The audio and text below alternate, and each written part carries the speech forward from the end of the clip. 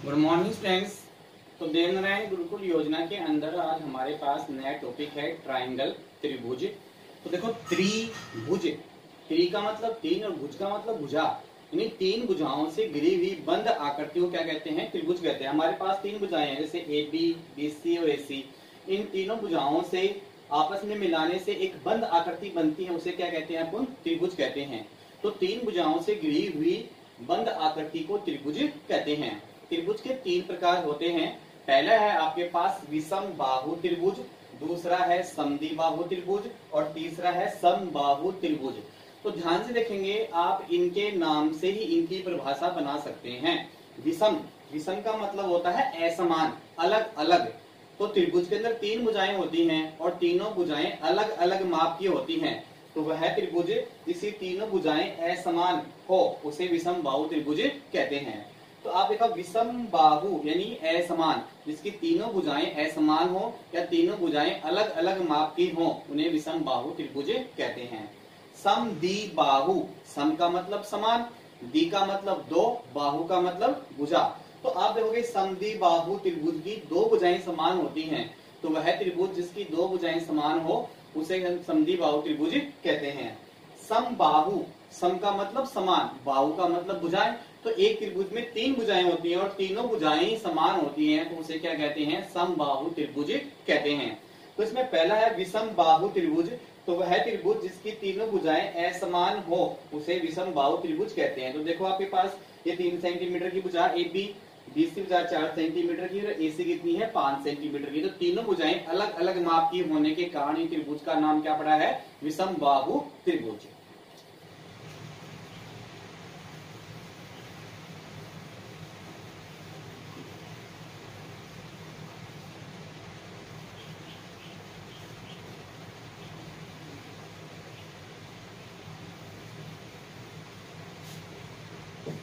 Second है हमारे पास समद्विबाहु त्रिभुज।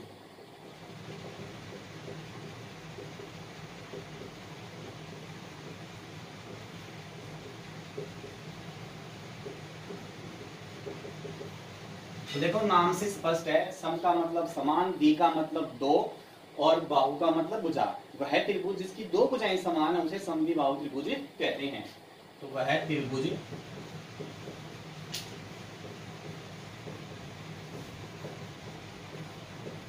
जिसकी दो भुजाएं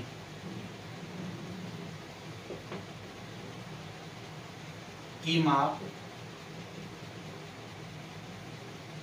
दो भुजाओं की माप समान हो उसे समबाहु त्रिभुज कहते हैं।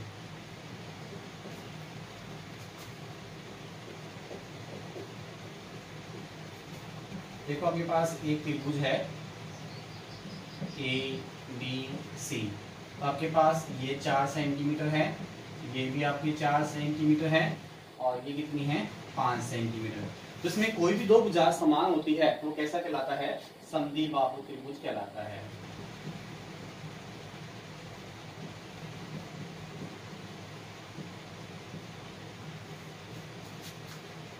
इसी में आपका थर्ड है समबाहु त्रिभुज।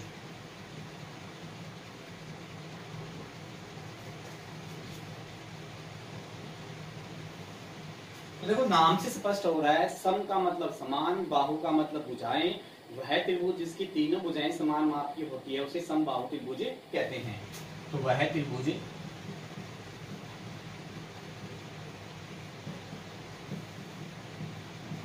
जिसकी तीनों भुजाएं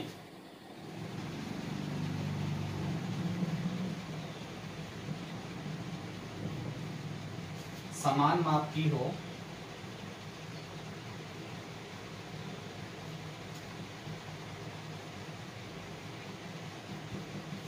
उसे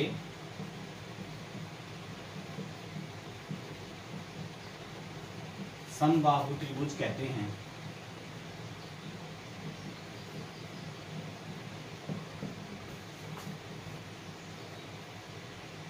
ये आपका 3 सेंटीमीटर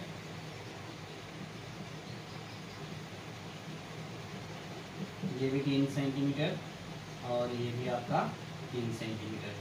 तो आप देखोगे इस त्रिभुज की तीनों भुजाएं जो हैं वो कैसी हैं, समान। तो कैसा त्रिभुज होता है, समबाहु त्रिभुज।